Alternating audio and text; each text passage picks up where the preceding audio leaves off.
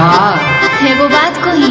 अरे भाई कहा नजर ना लगे कैसन तो तू बुराई झुराई आई रहा जब से हमरा पल्ले पड़ल बड़ा तो एकदम टनटना गइल बड़ा। अरे भाई तो तहर बातें अलग बा। जब से डोइनिया पीछा छोड़ला सा हो तू मोटाई गइला रजो।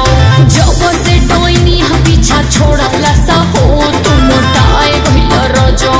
गइला तू मोटाई गइला रजो। अरे जब सवतनिया पीछा छोड़ला सा हो चिकनाई गइला रजो।